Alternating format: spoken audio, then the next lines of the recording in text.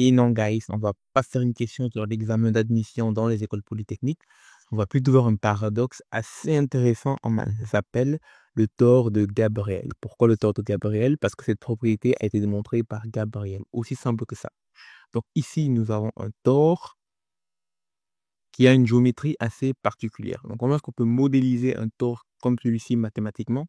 Parce qu'on peut faire, on peut faire une révolution d'une fonction qui est 1 sur x autour de l'axe x. Donc si tu prends cette fonction, tu la fais tourner autour de l'axe x, à partir de 1 à l'infini, tu pourras générer cette forme en 3 dimensions. Donc on appelle ça ce qu'on appelle des volumes et des surfaces de révolution. Donc nous, ce qu'on va faire ici, sujet assez intéressant, on va calculer la surface de révolution de cette forme géométrique et également son volume. Donc, je ne spoil pas le résultat. Peut-être que je l'ai déjà spoilé dans la miniature, dans le titre, quand on va le démontrer ensemble. Commençons par calculer sa surface de révolution.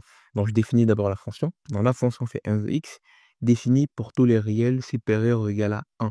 Pourquoi supérieur ou égal à 1? Parce que si je prends des valeurs déjà nulles, on aura 1 sur 0, c'est pas défini. Et parce que là, à partir de 1, ça commence à être défini. À partir de 1, si tu tournes à partir de 1, tu formes un élément qui est physique. Si tu te rapproches trop de 0, c'est pas physique parce que le taux ne ressemble pas du tout à ça. Donc, comme bonne approximation, on commence généralement à 1. Mais on aurait pu tout simplement commencer avec x différent de 0 dans le plus proche possible de x. Ça marche également quand tu prends x qui tend vers 1, vers 0 plutôt. Ça marche aussi, mais bon, on va pas faire ça comme ça. On va se limiter à x supérieur ou égal à 1. Bon, ça, c'est la formule pour calculer la surface de révolution d'une fonction autour de l'axe x. Donc, je précise bien, ça, c'est vraiment bien ça. Et bien sûr, une fonction à une dimension. Donc, ça, c'est la formule que je rappelle. Certains l'auront vu peut-être en secondaire, d'autres à l'université, d'autres jamais. C'est l'occasion de la voir ensemble. Alors, avec cette formule, tu peux calculer l'aire du volume généré par la révolution d'une fonction f de x autour de l'axe x. Donc, remplaçant les éléments qui apparaissent dans cette formule. Donc, f de x, c'est 1 sur x, ça c'est connu. F', je dois dériver 1 sur x. Quand je dérive 1 sur x, j'obtiens moins 1 sur x au carré. Et je remplace tout. Donc, si je remplace tout, j'obtiens ça. Ça commence déjà bien. Donc, ici, on a une intégrale qui paraît compliquée à calculer parce que là, j'ai eu 1 sur x fois racine carrée de 1 plus 1 sur x puissance 4. Bon, normalement, on peut faire le calcul en détail, mais moi, typiquement, je suis un ingénieur. Qui dit ingénieur dit approximation, dit supposition. Donc ici, je vais simplifier le calcul de cette intégrale par plaisir mathématique pour rendre les choses beaucoup plus simples. On veut dire ici que pour x très grand, ici, si x est très grand, je peux appliquer un développement de Maclaurin autour de 0, donc un mode autour de 0, ou alors également appeler approximation parabolique. Donc je peux dire que, ok, pour x très très grand, j'aurai 1 sur x qui va être très très très très petit comparé à 1. Du coup, à la fin, c'est juste 1. Qu'est-ce qui me permet de dire ça? Parce que je sais que je fais l'intégrale de 1 à l'infini.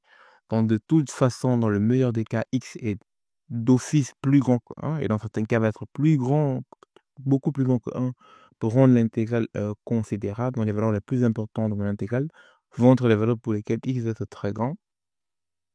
Et en plus de cela, juste dans l'approximation, ça marche assez bien. Même si je prenais l'ordre, j'aurais pu faire 1 plus, donc j'aurais pu prendre aussi le deuxième ordre. Le deuxième ordre serait de faire ça. Et même dans ce cas-là, je peux toujours négliger ce terme-ci, parce qu'après, je dois multiplier par x. Donc si tu prends ce terme-ci, non, j'aurais pu prendre, si tu prends ce terme-ci, et tu multiplies par x, par 1 sur x, tu auras des 1 sur x puissance 5, qui peut largement être simplifié. J'ai pas le droit de faire ça normalement pour les plus rigoureux, mais je vais faire ça parce que ça simplifie le calcul. Donc si je fais ça pour accélérer le calcul, ce qui ne va pas modifier le résultat final en soi, j'obtiens que la surface de révolution, c'est juste une intégrale de 1 à l'infini de 2pi sur x dx. Ok, donc du coup, en faisant ça, j'intègre 1 sur x, c'est ln de x, j'évalue à 1 à l'infini. Je sais que ln de l'infini, c'est 0, ln de l'infini, c'est l'infini, ln de 1, c'est 0. Du coup, pour ce terme-ci, j'ai l'infini. Ce terme-ci, j'ai 0. Et du coup, je trouve 2pi fois l'infini. Et 2pi fois l'infini, c'est l'infini. Donc, a priori, ça aurait pu être évident en regardant la forme géométrique de mon tore. Je vois que mon tore, c'est un élément mathématique, c'est une forme géométrique en solide qui s'étend théoriquement jusque l'infini, donc on s'attendait à avoir une surface qui aussi tend vers l'infini. Donc ça, c'est pas très surprenant pour l'instant. Maintenant, évaluons le volume du solide. Donc le volume du solide correspond en fait à calculer c'est quoi le volume à l'intérieur de mon tore. Donc quelque sorte, si je demandais de remplir ton tore avec par exemple de l'eau ou de la peinture, quel est le volume nécessaire pour remplir ton tore? Par exemple, ça peut être une question. L'autre question pour la surface, c'est quelle est la surface nécessaire pour peindre une couche de peinture sur le tore? Et la réponse est qu'en fait, il te faut une surface infinie. Et ici, maintenant, regardons qu'est-ce qui se passe si on calcule le volume de révolution. Donc, la formule du volume de révolution, c'est l'intégrale de A à B de pi fois f de x au carré. Et ici, pas grand-chose à faire. Le f de x, c'est 1 sur x. Je vais remplacer ça tout de suite. Du coup, si je remplace f de x par 1 sur x, j'obtiens l'intégrale de 1 à l'infini de pi une constante, c'est pas grave, d'intégrer 1 sur x au carré. Je sais que l'intégrale de 1 sur x au carré, maintenant, c'est ce qu'on avait trouvé ici, c'est moins 1 sur x.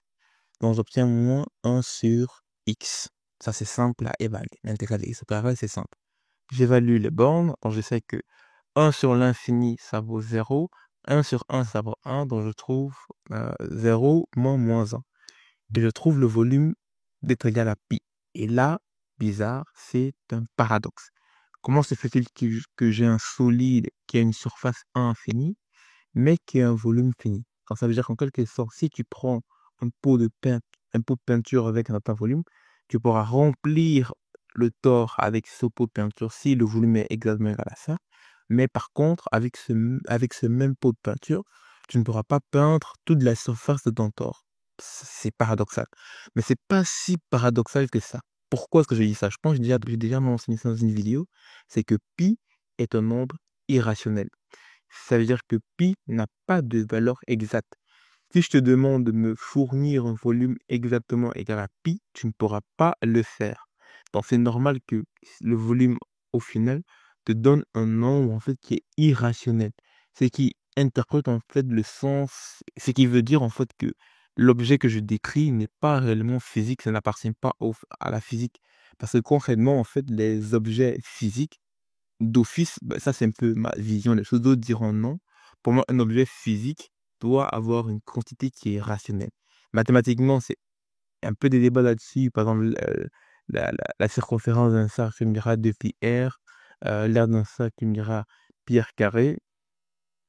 Des fois, moi, je me dis, c'est un peu bateau tout ça. Mais bon, c'est une petite supposition de ma part, hein, c'est que un avis.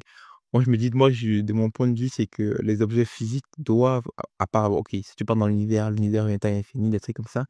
Mais pour moi, le fait de trouver un nombre irrationnel, le fait de trouver un paradoxe en retombant sur un nombre infini et un nombre irrationnel ne me paraît pas si paradoxal que ça. C'est un peu les mêmes problèmes qu'on a souvent en mécanique quantique, où on retrouve souvent des nombres irrationnels qui apparaissent. Bah, c'est pas très anodin parce que des fois la mécanique quantique ne reflète pas totalement la réalité dans un monde rationnel. Bon, je vais m'arrêter ici. C'était Djibril, salut. On vient de démontrer le paradoxe. Un objet avec une surface infinie et un volume qui est fini, mais qui est fini pas rationnellement. Ciao.